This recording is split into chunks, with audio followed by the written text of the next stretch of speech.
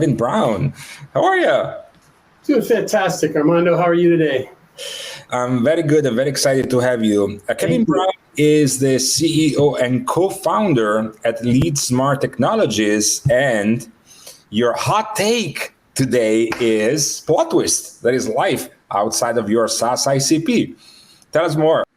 Yeah, fantastic. Well, I appreciate, one, the invite, and two, everybody being with us today. It's great. So kind of dive into all of this as we get started this morning. And just a little bit about myself. My name is, again, Kevin Brown. I'm the co-founder and CEO of LeadSmart Technologies. We are what we call vertical specific and purpose-built CRM and customer intelligence platform using some AI-enabled tools to help our target customers, which are customers that sell through a channel relationship. I'm going to tell you our story on that shortly here as well.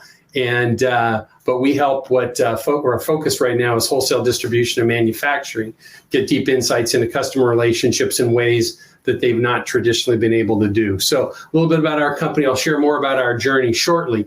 But a couple interesting facts that we are asked in our deck here to share about ourselves.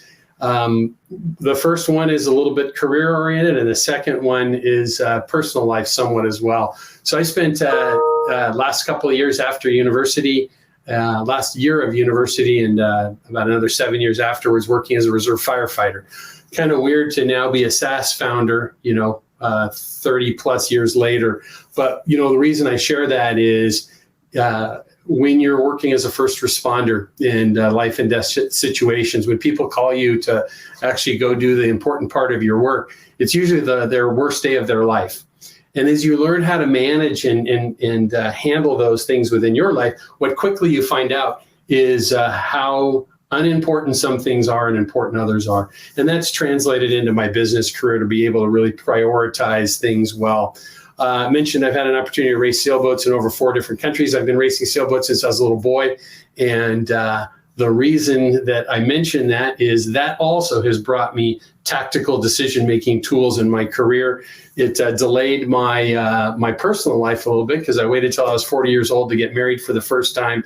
But it's good because my lovely wife of almost 19 years now, Darlene, was married to somebody else first. So glad I waited, spending that time. So let's get in and talk about our main topic here today, which really is that a preface or a thesis that I'll make and share with you is that the traditional ideal customer profiles can actually hamper revenue growth. Bold statement, right? Doesn't mean that that's the fact for everybody, but for many it does. And so the reality of this is that most ICPs, ideal customer profiles, are built around the experience of our founders, right? Of our key initial management team, maybe with some input from some of our investors and so forth. What that tends to potentially do to us is what I would refer to as a pigeonhole, right? That pigeonhole could be somewhere that we get stuck because we don't continually review our ICP and understand that. We're going to talk about that a little bit more in a few minutes. So, the other side of that is most products and ICPs are a chicken and egg, right? We might have an ICP that we've identified and we build a product, or we might have a product we want to build and we build an ICP around that. We can consistently modify those, and I want to chat about that a little bit further today as we go through this. So as we look at the next, trying to get the next slide here, and the last point of this particular slide is that there's blue oceans. If you have not read that Blue Ocean Strategy book, I highly recommend it. Most of us, many of us spend a lot of time focused and kind of, as I mentioned, pigeonholed into specific markets that we may know or understand, and there's great life outside of that, and we'll talk about what that really means. So I'll give you kind of an example of this, right? Depends on whose research you look at, there's 30,000+ SaaS companies out there, right? And it's growing all the time. 17,000 of those are traditionally B2B SaaS companies, which I think most of us here are. And the challenge that I see and why I wanted to bring this topic up when Armando and I were first discussing this is really tied to the fact that there is this scenario in the world right now that we see that the vast majority of B2B SaaS companies are totally focused on selling to other B2B SaaS companies. Is there anything wrong with that? Probably not. I mean, you could live in that model.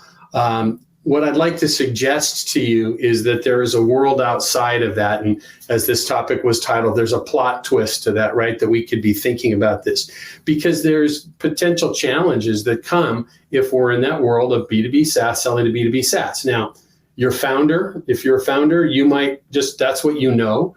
Maybe your executive team, that's what they know. Maybe, as we've seen over and over again in discussions with peers of mine in the investment world that I talk to, is you see angel groups, VC groups, and even private equity groups that are completely focused on B2B SaaS to B2B SaaS because that's how they made their money. That's what they know. But I'm going to suggest that there's some options outside of that as well. So, as we talk about this, just if you looked at the channel SaaS ecosystem alone, there's 223 companies that are solely focused alone on B2B SaaS to B2B SaaS about channel products. So, we can see that this model is what we live with and deal with every day. Let's see if we can get this next slide to advance for us. There we go. So the challenge that we want to talk about here is that, when we look at tech companies, their average, there's a number of different statistics out there, but on average, tech companies spend about $350 per month per employee on SaaS. With that, non-tech companies, right, and this is that potential blue ocean, depending on what your product does, spend about $188. Well, you might first stop and think, well, that's fantastic. This arena, Kevin, you're full of it. Well, why are you even talking about this? Is that the other side of that is that they spend more. The other side of that, though, is what we really want to talk about, right? That lower group of people there. Because the risk that comes when you're in a setting where you're B2B SaaS to B2B SaaS, which is a very crowded marketplace, or any other crowded marketplace that you might be in, it's compressed margins, right? We've got heavy competition. Sometimes pricing is a race to the bottom. We can probably all think about a boatload of situations that's happened, right? We struggle with the potential for lower ACV, right? We've got pricing battles that going on. Companies will just say, well, we'll just do a small test group because we've got a large IT department and we can implement quickly. And then we've got this noisy landscape out there. The second set of risks are lower lifetime value of the customer, right? Because we're consistently seeing new competitors coming into that B2B SaaS to B2B SaaS world, right? Companies in the SaaS world or technology world, right? They are strong in technology because that's what they do. So bringing a new solution in isn't hard for them, right? Bringing in, whether it's a new CRM or a new ERP or a new marketing automation tool, they can do that and get their data managed very quickly, right? There's price compression that happens in that arena. And then, of course, we face the risk of churn, right? There's lots and lots of options out there of products. And then that just denotes poor loyalty that comes from that. And we mentioned ease of transition out of that, right?